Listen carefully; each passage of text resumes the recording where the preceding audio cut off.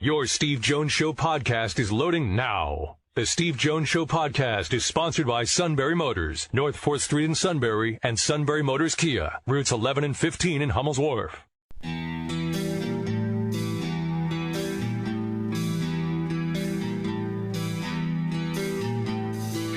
Sports talk where your voice counts. This is the Steve Jones Show on News Radio 1070 WKOK.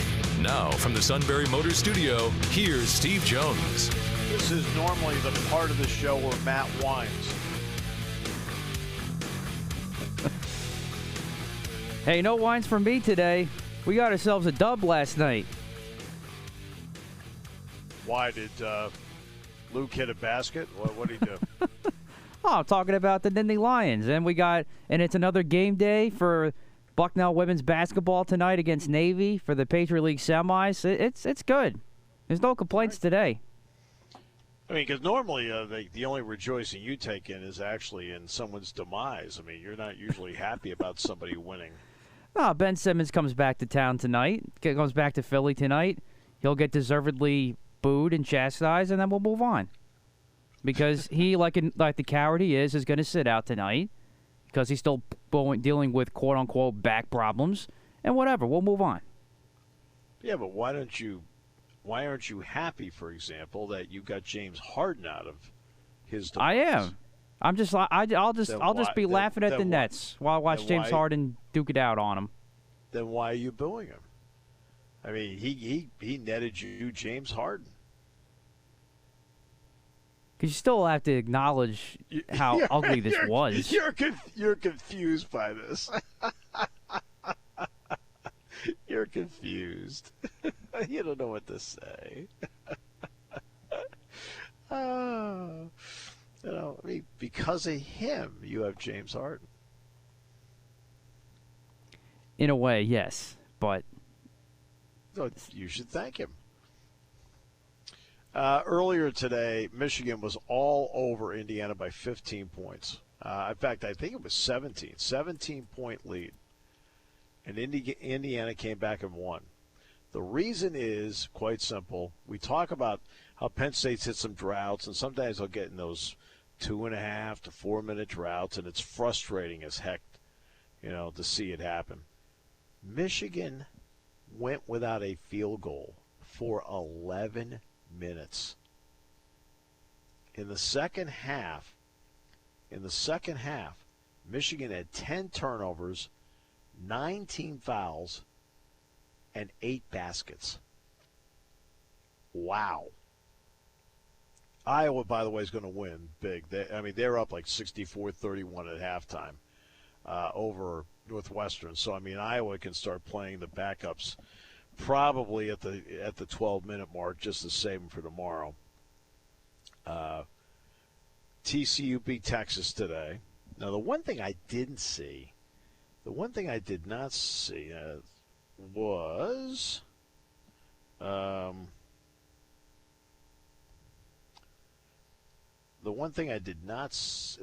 Providence won today. I did see that. They beat Butler.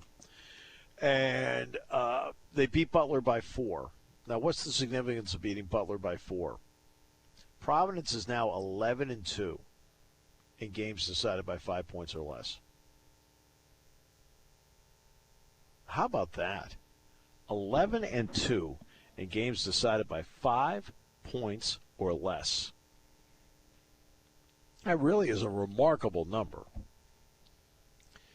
Most teams, most coaches, believe it or not, I always get a kick out of people who think only their coach loses close games. Right? I always get a kick out of those. Yeah, you try to be very polite, very patient. Like, yeah. He can't get in a close game. Yeah, and almost every game, including Coach K. Coach K is like right around 500 in games decided by 5 points or less. Now, what makes Coach K Coach K? He always has great and awesome talent. And the vast majority of his games, they are winning by margins. They aren't in games decided by 5 points or less, okay? That's the reason why the really good teams are not in close games. Now, Providence is very good. There's no getting around. They're very good, but they're 11-2 in games decided by 5 or less. I mean, that's a combination of good job with coaching, good job with players reacting in situations, and let's face it, I mean, you hate to bring it up, but there's a luck factor to it as well. I mean, when you're 11-2, you got to get a little bit of luck that swings your way. A bounce that goes away, a deflection that goes your way, a call that goes your way. I haven't really talked much about last night's game. I will say that the third unit on the floor really struggled last night. It's like, holy mackerel. Mike and I had a little conversation about that here at the hotel last night. And I said, well, it's probably something Matt will complain about. He goes, yeah, I know. He says, Matt complains all the time. I said, yeah, I know he does. It's just, some people end up getting a rep.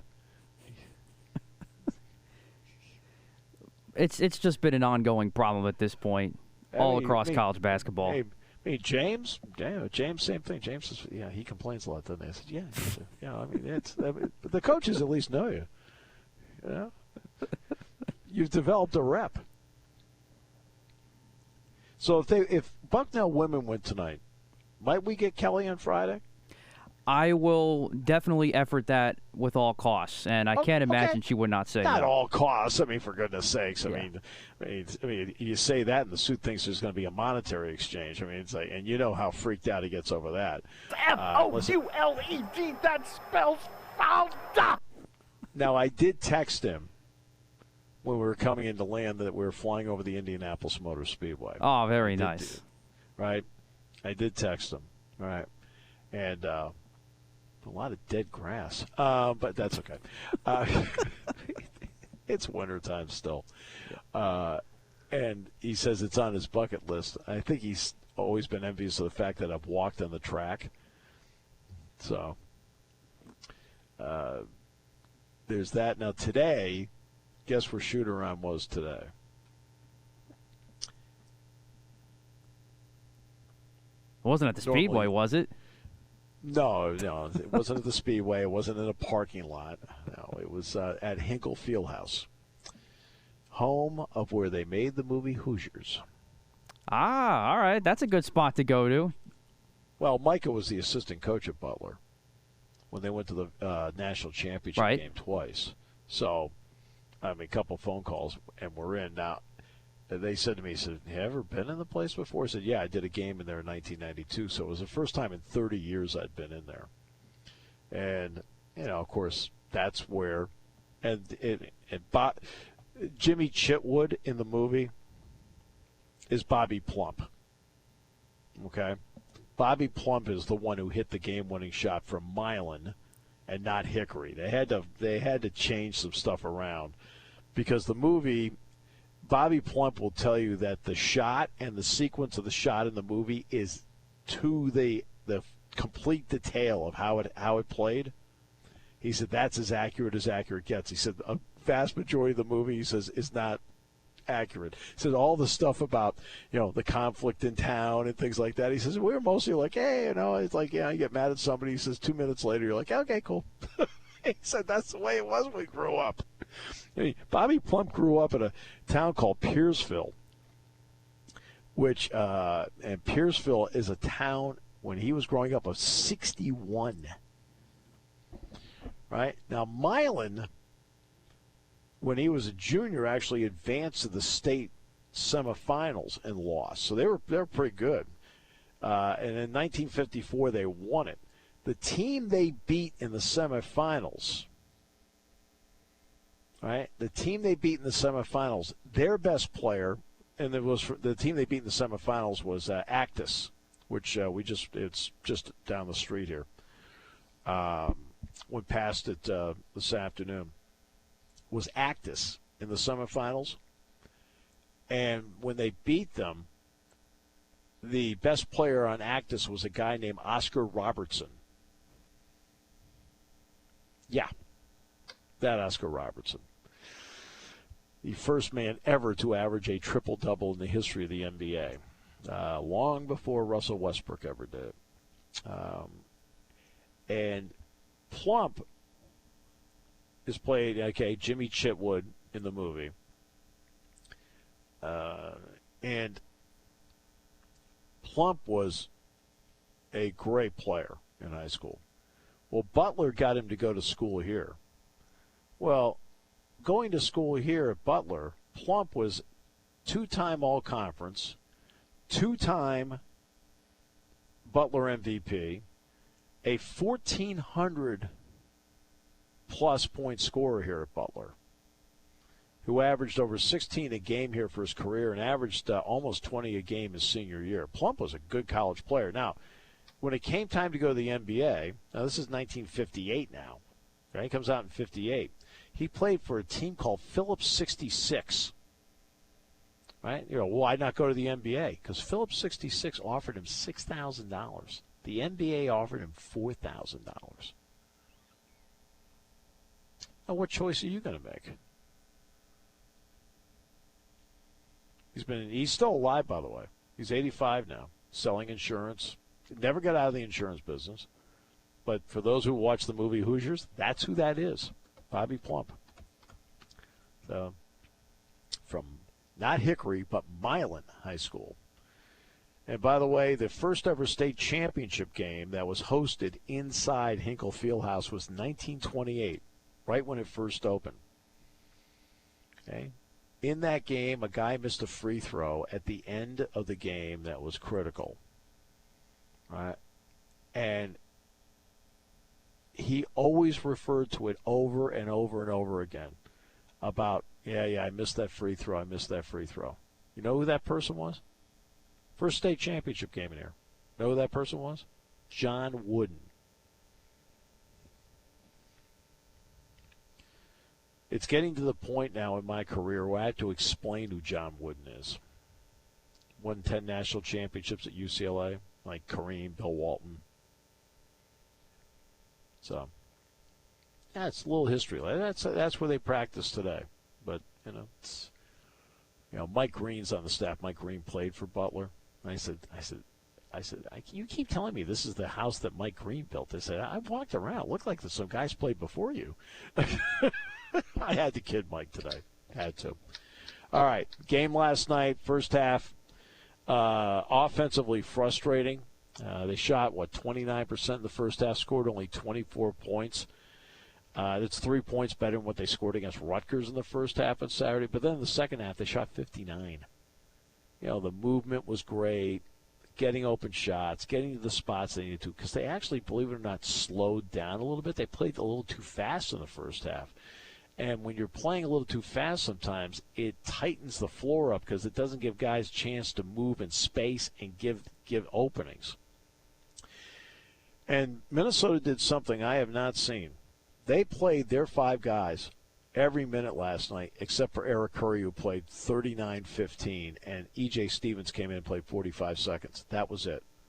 And they tried to get Stevens in the game, and Stevens had migraines, and you could just tell it going up and down the floor. He asked to come out. But, they ran him out of gas. They ran them out of gas, like watching the suit walk back and forth to the studio after the 4th time. It's just, Get the lingerie on the deck. Call the janitor. You might as well be playing the theme to Chariots of Fire. It's all right. We'll come back with more in a moment as we continue here on News Radio 1070 WQ. Jim, early in the first half, there appeared to be a play where a buddy caught a Florida State player in the midsection. I saw the play. The kid pushed him twice, and he swung around and hit him. And I think it was inadvertent, but that's okay. I just watched the play. And he just swung around, and it was contact. The kid pushed him twice. You can't just let people push you around. You go front right. It wasn't much of a. It was like. Coach, I'm watching it right here. It's on ESPN, and it's being shared all over social media. He punched him in his stomach. It wasn't inadvertent. It would have been a whatever you foul. say. Whatever you say. Well, good. You say it. I just gave you my version of what I saw. Okay. We go to our next question. Can we disagree? Well, that was yesterday, and Buddy Boeheim did not play today, and Duke did win. So that's the last game of Buddy Boeheim's career was yesterday against Florida State.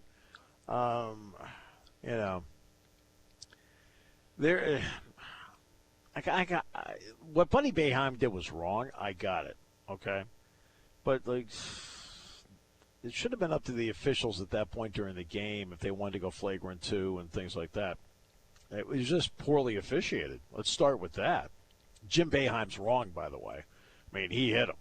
I mean, there's no getting around it. I mean, I know it's his son, so I've got that. This is not him just talking about a player. He's talking about his son here.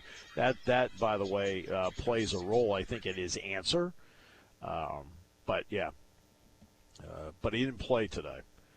And they did lose. But they also were the underdog going into the game, too. I mean, so Duke won, and Duke advances. North Carolina plays Virginia Tech tonight. Also today, Florida lost to Texas A&M in overtime, 80-77. So that's been, and also TCU beat Texas today, knocked them out. Michigan had a 17-point lead and lost. Now, normally Indiana has not played well in this tournament. You would think that with this tournament, this is the 16th time that this tournament has been in Indianapolis. And Indiana's never won it. Think about that. They've never won it. And today it looked like they were in trouble again. And they got out of it. Trace Jackson-Davis got hot. They hit some shots. And Michigan was 11 minutes without a point in the game. Well, it's a fun time of the year. By the way, Coach's Show is tonight. It will take place.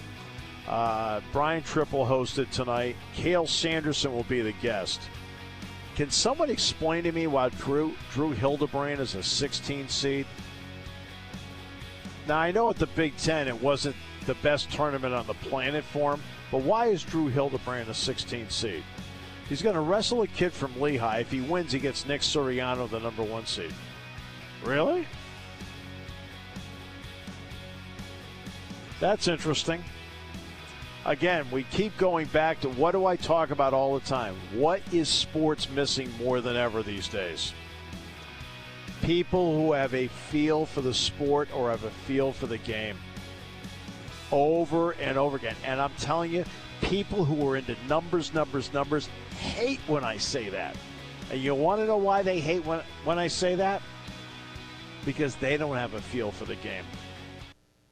Taking your calls at 800-795-9565. This is The Steve Jones Show on News Radio 1070 WKOK. Now from the Sunbury Motors Studio, here's Steve Jones.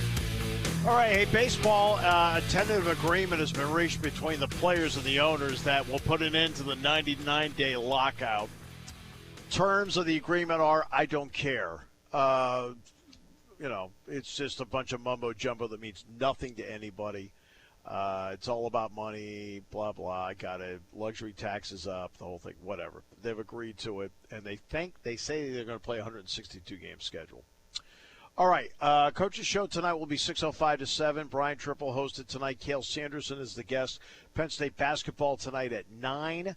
Airtime 8:30 as the Nittany Lions take on Ohio State. And from SI.com, joining us now is Mark Wogenrich. Hello, sir. Welcome.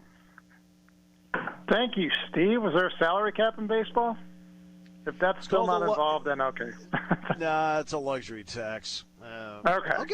I'll give them credit though on the luxury tax. Since they put it in 2001, 13 different teams have won the World Series and 19 different teams have gone to the World Series. So maybe there's something to it. Maybe, yeah. Yeah. Still the $200 million payroll, I guess, though, right? Yeah, I think they want to take it to 230 or something like that. Mm-hmm. I mean, last I checked, SI.com doesn't have a $200 million payroll, so. Would that they did. It's Wogenrich not holding out. No, I'll take that. Thank you. No. Right, exactly. No, there's no holdout whatsoever. I don't know how much of last night's game you caught. Along the way, but just whatever you did catch last night, what were your general impressions of it? I could say, I covered a lot of high school basketball in my day. I don't even remember a high school team playing 5 players the way Minnesota did for essentially that entire game. I think they substituted for 50 seconds, and understandably, situationally, that was the thing that they had to do. But as I'm watching this, I'm going, this would be a real gut-punching sting if Penn State could not beat a team of 5 players. And then that's how they finished off their season. So kudos and credit to them for overcoming, yet another kind of iffy shooting start, staying in it with their defense. I don't know, we shoot 32% in the first half, and you're still down by 4. At that point, you figure, we're in a game. There's no question. And do what they do. Jalen Pickett hit that nice run in the second half, and other guys got hot, and you got the win. I thought that was a big win for them in the sense that I don't see like the Big Ten tournament being them at this point like house money. I think they really wanted to get that first one because you don't want, like I said, I don't think they want that sting of going out losing. I believe it would have been 5 of the last 6 had they lost last night, particularly to lose. Right. In that game. At this point now, then you put yourself in a position, look, they played Ohio State twice, played them close, really close the last time back in January-ish, if I'm getting the dates right, that 5-point loss it was in Columbus. January 16th, yep. And Ohio State is kind of lumbering into this tournament too. Now I think you're playing, I think you could, tonight I think Penn State, about any team that's out there can play with that devil may care kind of attitude and just really go for broke at it. Yeah, and that's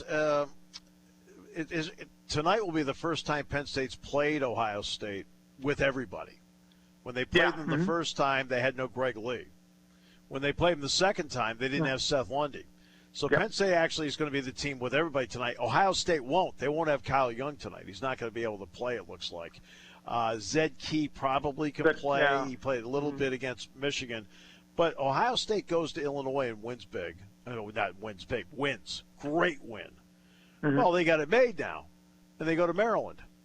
Lose. Then they come back home. Nebraska. Lose. Michigan at home. Lose. Going. I mean, this is after you think you've got it made. After you win in Illinois. That's how crazy this is, Mark. Yeah, and then having looked back at the box of the Ohio State game last time, that's kind of the functional game that Penn State's probably going to want to try to play again today. And I assume Ohio State's going to be reasonably comfortable in there because neither team really does that. I forget what the stat is called, but it's possession time. Neither one is, right. Yeah, neither team is an 8-second possession group. These are not running gunners. So if they get comfortable in each other's wheelhouse game plan, maybe that would benefit Ohio State because they'll be fresher, and and having not having had to play last night.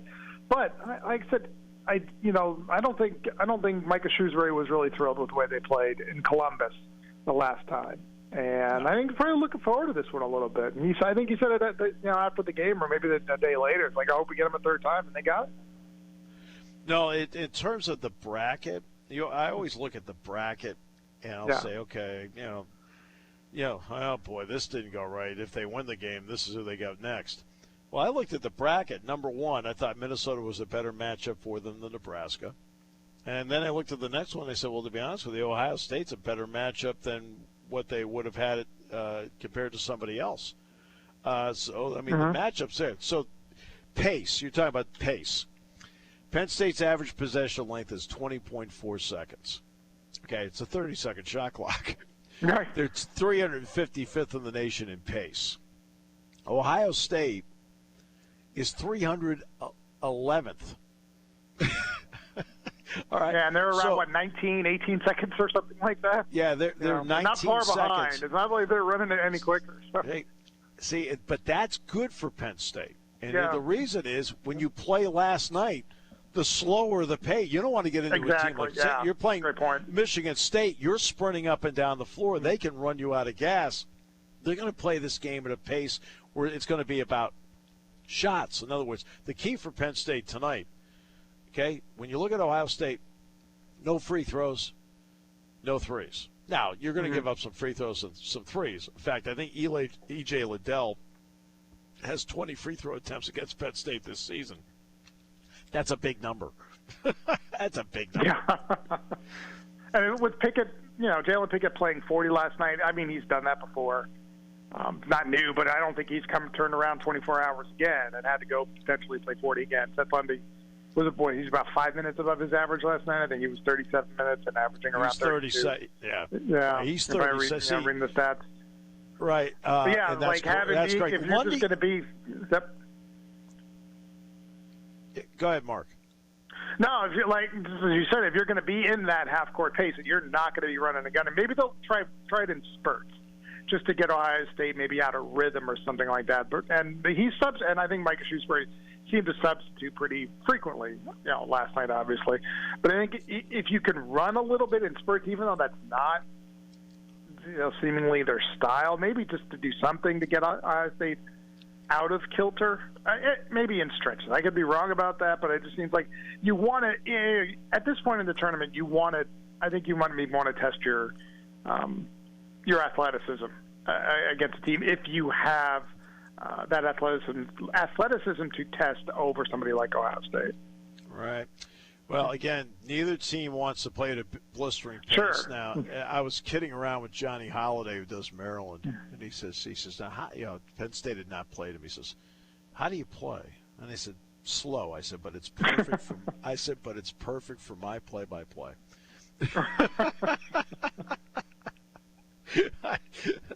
Yeah, but you got to have some fun in life, Mark. Okay.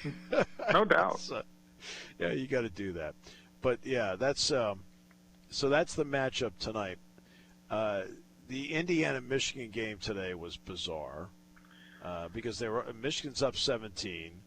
Juwan Howard, of course, gets booed left and right. Coming in, you expected that.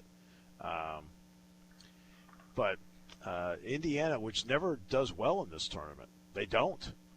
That's the odd part. Indiana's never won the thing. In fact, I don't even think Indiana's been to the finals. That's crazy. Is that right? I don't think Indiana has ever been to the finals of this tournament. Wow, that's one of those strange but true facts then. That one I wouldn't know. And that one, if you were telling me that, I would say, no, I can't possibly believe that. But that's fascinating. Yeah. E.J. Liddell this season, by the way, has 18 free throw attempts against Penn State in the two games. Penn State as a team has 29. Yeah. In the two games. That was topic of conversation a couple of weeks ago, obviously, about the foul shooting. And I don't know if there's been a bit of an equilibrium on that. Probably not terribly, but it maybe at least they got some notice.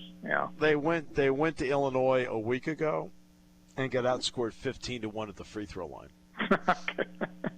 That was a week ago. I think they shot 15 last night, right? And a lot of some of that had to do just the second half of yeah. Well, again, they ran them out of gas. I think it's the first question I asked Mike. I said, do you feel like you just ran this team out of gas? And he goes, yeah, essentially.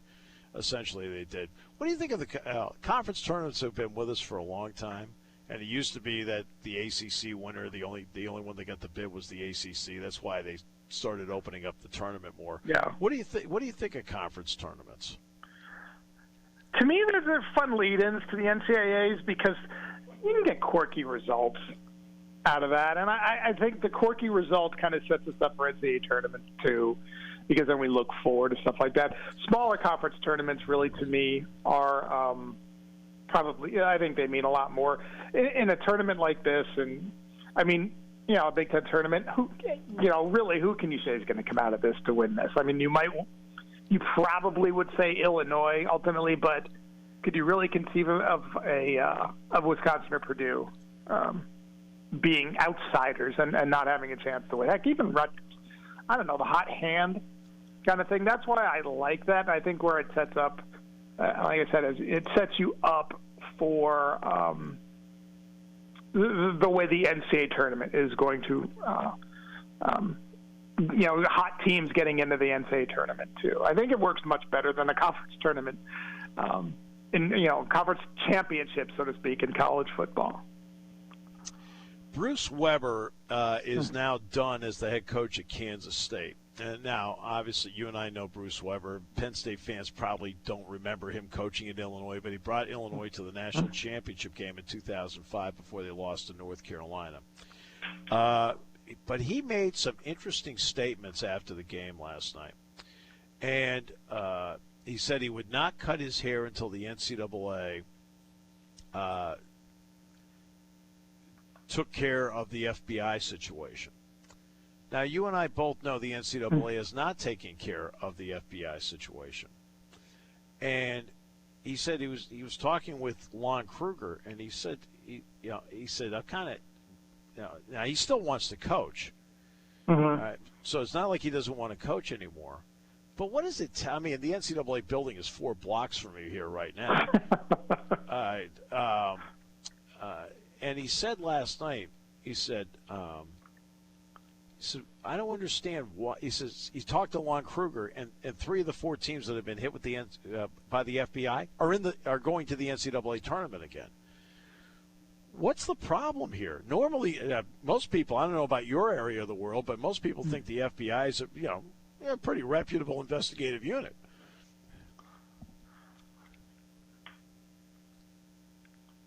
You left me a little speechless on that one. I mean, I know, isn't Bruce Weber like on some sort of committee? I think I remember reading that he's on like the NCAA ethics committee or something like that. So he should know about that sort of thing.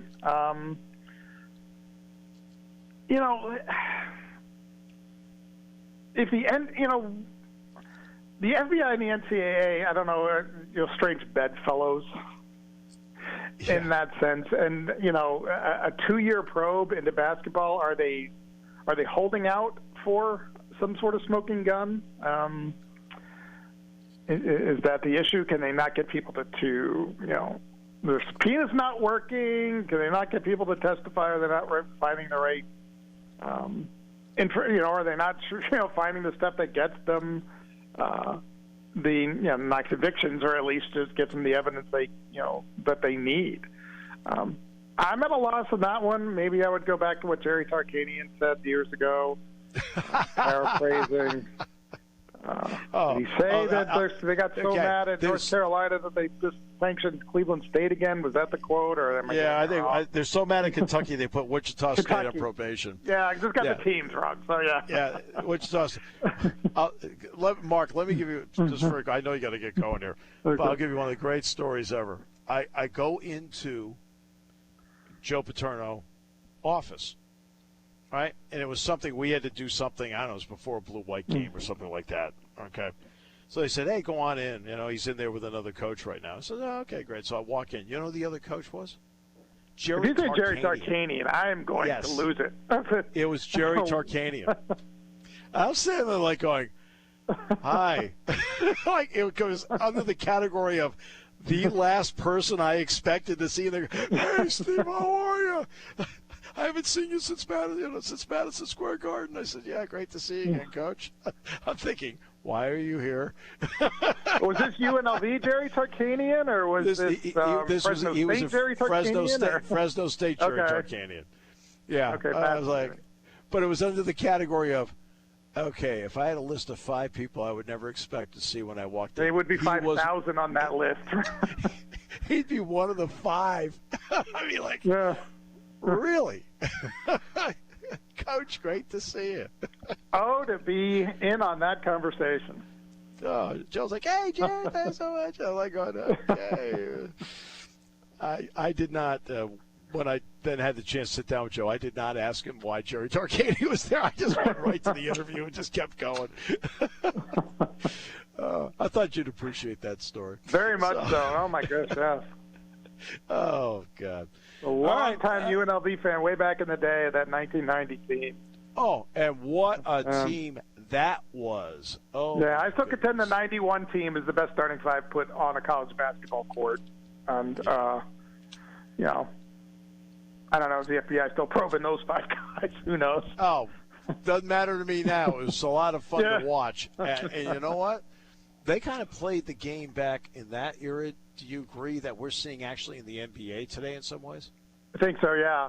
Sorry, a little bit. I don't follow a ton of NBA basketball, but I can see where you're coming from with that. Yeah, wide open, moving, passing, cutting, exactly. shots. Yeah, Larry Johnson obviously could finish, and Stacey Augmon could control the game, and it was just really. It's fun talking to every sport with you. I enjoy it. I appreciate it. I'm just bringing up Larry Johnson. Take the shot against Duke. Come on. Exactly. 11 seconds left in the semifinal. Take the shot. Take the shot. Dish it to Anderson Hunt. No, right? Well, it was like watching Wisconsin the other day. Yeah. Brad Davidson has the ball at the top of the key. He gives it up to the freshman. Right. Hepburn. I'm like, Brad, take the shot. He's like, I got a choice between you and Chucky Hepburn. It's not close. Oh, well. Okay. Hey, always fun talking. Yeah, like, you're appreciate the guest. it. Thanks, Steve. Enjoy the night. Yeah, it's like these are supposed to be interviews, and Mark and I just talk. So, exactly. Thanks, my friend. Appreciate you. Appreciate it. Mark Wogenrich, SI.com. I know Doug from Wellsboro called. Right, and the problem is when I'm on the road like this, I don't have the communications center that I usually have when I'm at home base in the Sunbury Motors studio. So, Doug, if you could call back, I guess he wanted to talk about Jim Boeheim, which is really cool because, like, Matt wants to talk about Jim Boeheim. And for some reason, Matt wanted to rant and complain. Well, I wasn't surprised by his answer. He's also, I put him in the dope category too.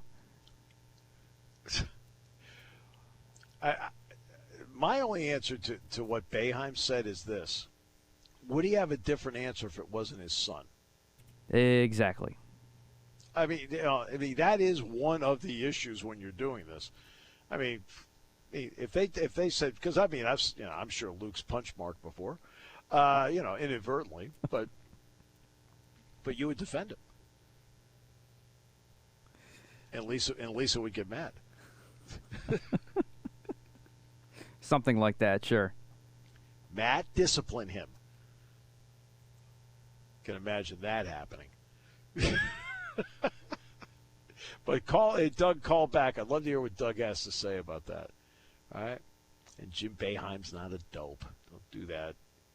Right? You've never met him. I've met him. He's far more personable than, and now Julie Boeheim's very personable, but he's far more personable. Okay. But I know you don't like him. You don't like anybody. Do you like anybody? I do, but Whoa. just not that type of personality, I guess. Who do you like? Right now? I mean, when it comes to liking things, you like when people you don't like fail. I mean, that's one that you do like. You like people that you don't like who fail. Because when you act like you're the end all be all like Jim Boeheim does occasionally, and I get it. He's got the resume. He's a Hall of Fame coach. I understand that, but just I don't know, the way he treats the media sometimes like that just rubs me the wrong way. Well, I'll say this: the media person that brought it up to him didn't back down to him. He did not back down. Yeah, and good for him. And the media person, and they have not been able to identify who that was not wrong. That person that made the comment to him was not wrong, right? He said, we agree to disagree. Now, this is one of those that's pretty clear-cut what happened. That in terms of the response, whether Buddy Boeheim got bumped down the floor or not, it was the response at the end where he turned it, boom, and he gave him a shot. I'm sorry, that's not inadvertent. It's just not. Now, do I suspend him for a conference tournament game? Now I'm debating what to do about that, especially when the officials in the game didn't call it. That then becomes a debate. How do I handle this? All right, because the officials in the game called nothing. And they got people standing right there. You didn't see it? All right. There's three of them out there. Did I ever give you the Dick Harder quote that he told me years ago? College basketball used to have two officials. So in the 82-83 season, they brought in a third official. So I'm doing the pregame show with Dick Harder, and I asked him, I said, what about the addition of a third official on the floor? And he looked at me and said, Steve, that's one more guy and screw up. We'll come back with more in a moment here on News Radio 1070 WKOK. When it comes to car buying, there's the other guy's way, and then there's the SMC way. The other guys force you into a vehicle you really don't want. The Sunbury Motors way lets you take the time you need to browse, ask questions, and take the test drive and think on it. For over 100 years, the Mertz family and all their employees have made your experience the most pleasant one you'll ever have. The other guys won't offer you the best price for your trade, no matter how much they say they will. The SMC way is their promise to provide you with the most money the market shows your vehicle is worth. The SMC way is to offer you all applicable factory rebates on new vehicles and generous discounts. Looking for a pre-owned vehicle? The SMC way checks each vehicle in a 200-mile radius to determine the lowest price, then beat it. It's the lowest price promise, just part of the SMC way. The choice is up to you, the other guy's way or the SMC way. The SMC way wins every time. Sunbury Motors Company in the North 4th Street Auto Plaza, Sunbury, and at sunburymotors.com. Selling more cars and satisfying more customers for over 100 years.